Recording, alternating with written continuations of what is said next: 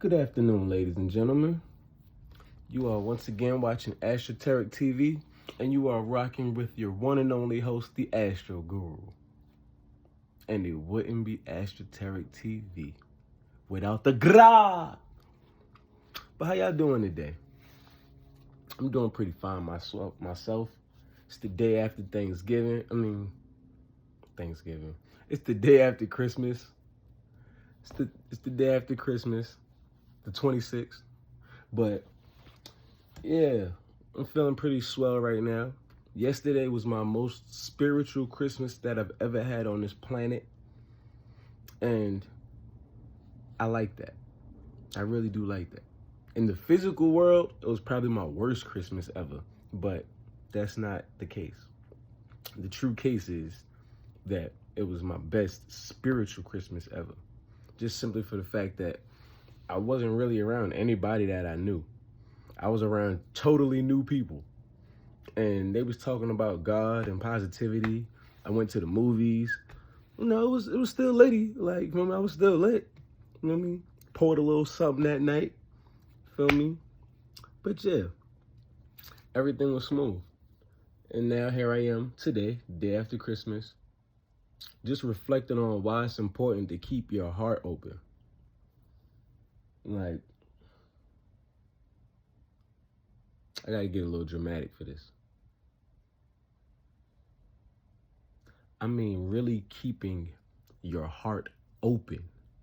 Like, open. Feel me? Open it up. Not broken, but open. So,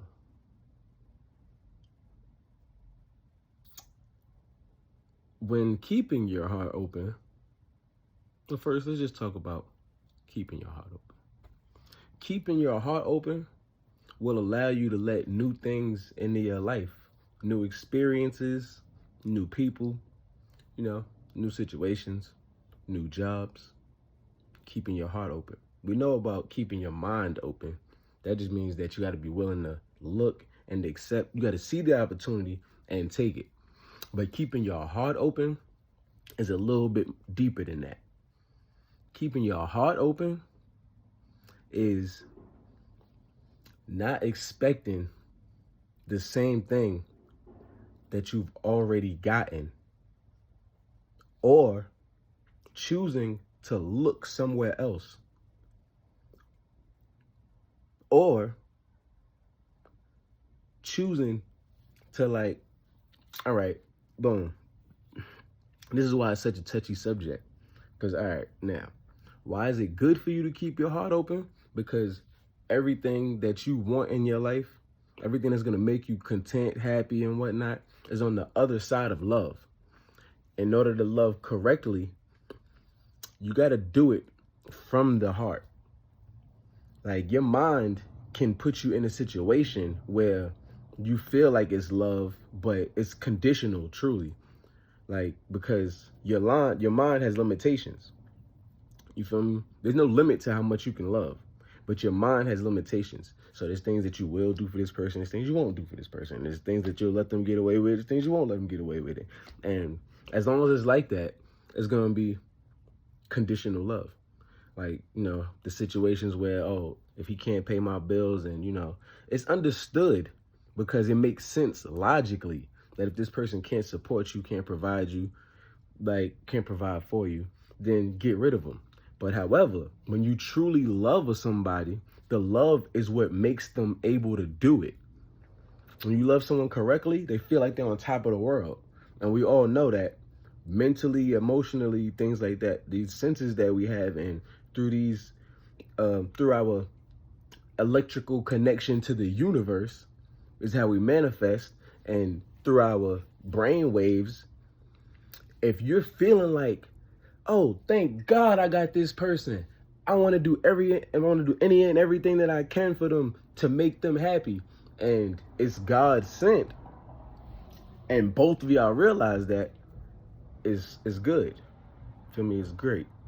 But if you're the only person that's talking to God and you doing it for love, but this person is doing it for, money or fame, shit like that, fame, fortune, things like that, part of my language.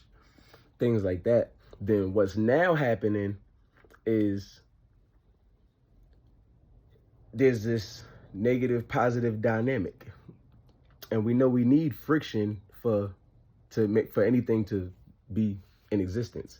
But when you got the negative and positive in the relationship, you got one person thinking they're the good guy and another person, both people think they're the good guy, but they're also looking at the other person as the bad guy.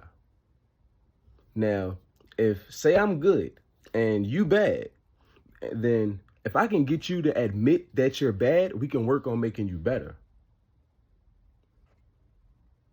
And I'm not saying that, anybody's better than anybody, but becoming the better version of yourself.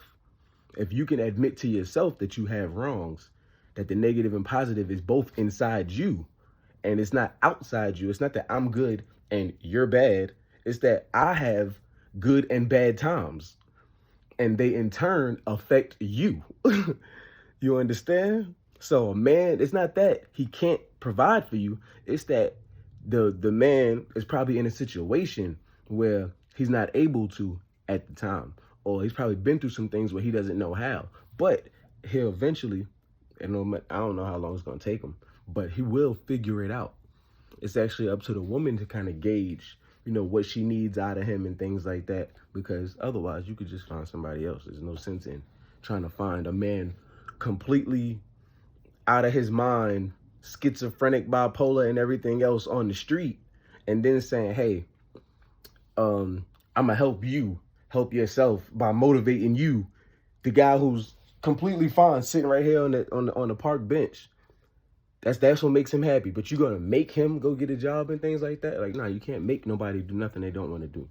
You have to find somebody already happy doing what they want to do, and then try to be a bonus to it. So if I'm a man with the job of my life, I'm like, man, I just want somebody to share this money with. Like, you feel me? If you're a man on your purpose, you don't want 10,000 women around you because there's too much energy. It's just way too much. So you keep your heart open. You give all that love that we got inside of us that we could spread to 10 women. We give it to just one. And we do any and everything for that person. Whatever we can. Feel me? Like Kevin Gates said, Mike can't give you the world, but I give you myself. And I'm pretty sure that that's valuable. So now, that's why you want to keep your heart open. If your heart's closed, the reason your heart is closed is because, A, you've been going through experiences that you didn't like, and it has put a bad taste in your mouth for love.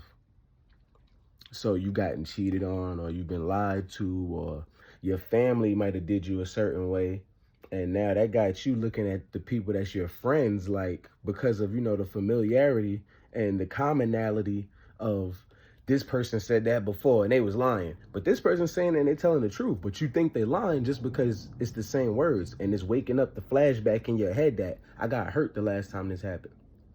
Bam! As soon as that happens, you got to choose keep your heart open, because we're going to get hurt regardless. Life is about suffering. It's about work. It's about pain and overcoming.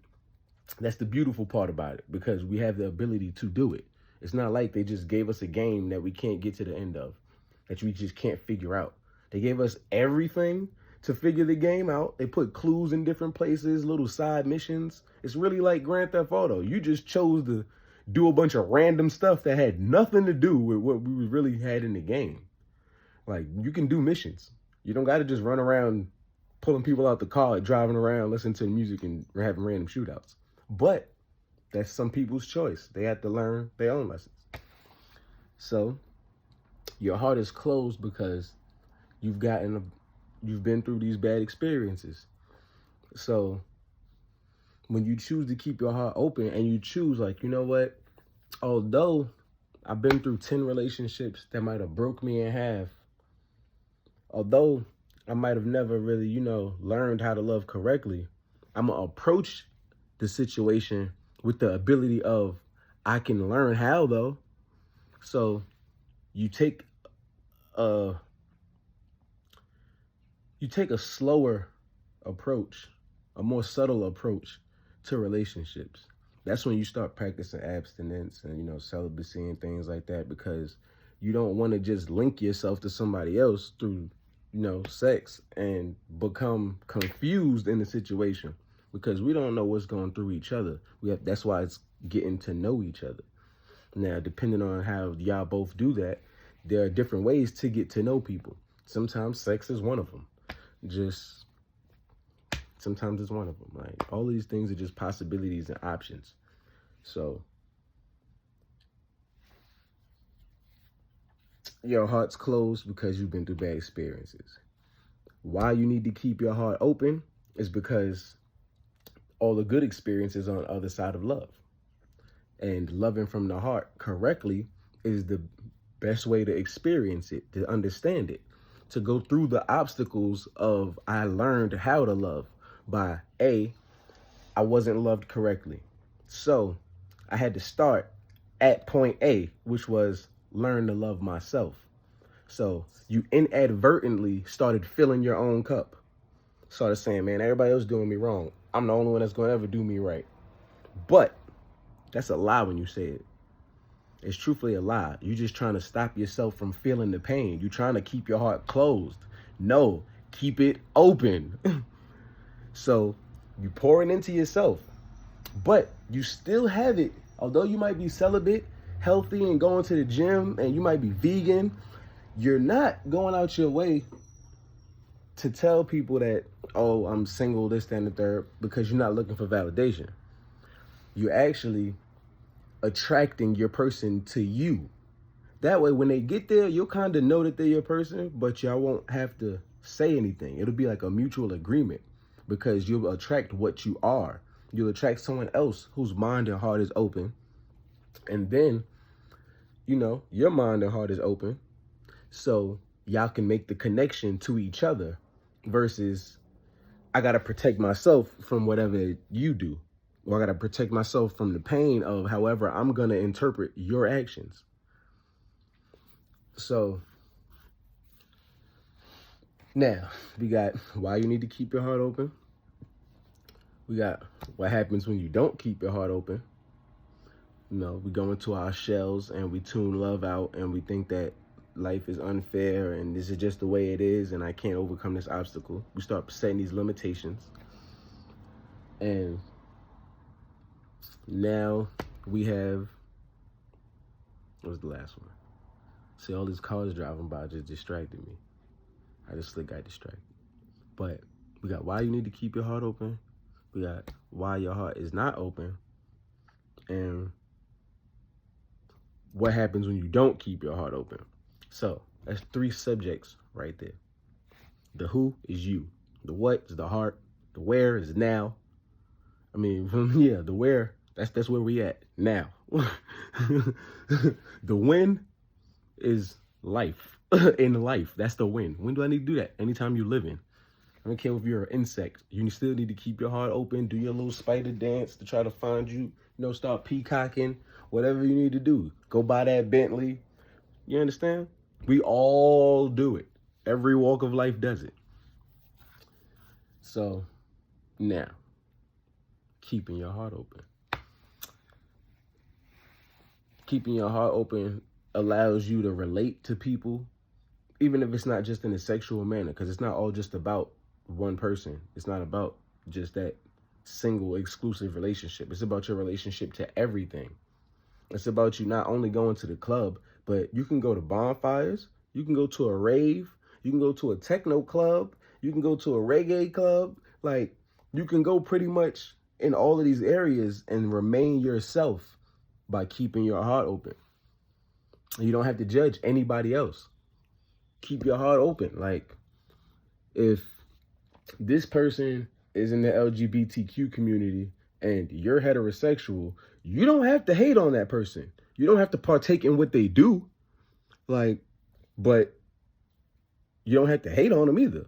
It's like, hey, live your life. You came down here to be happy. I came down here to be happy too. It just so happened to be that 2 different things make us happy. Like, something makes you happy, something else makes me happy. But that don't mean that we can't be cordial with each other. That don't mean I can't say hey to you on the street. That don't mean I can't ask you if there's something wrong with you when you feeling sad, you feeling down, because you're a person too. That's keeping your heart open. So you embrace and take in everybody, which is why there's no need to hate, judge, or just toss other people's business out of there, because at the end of the day, we all just trying to figure it out. A wise person once told me that. I'll never forget it. We all just trying to figure it out. But keep your heart open. Till next time. I mean, keep it open after that, but yeah, till next time.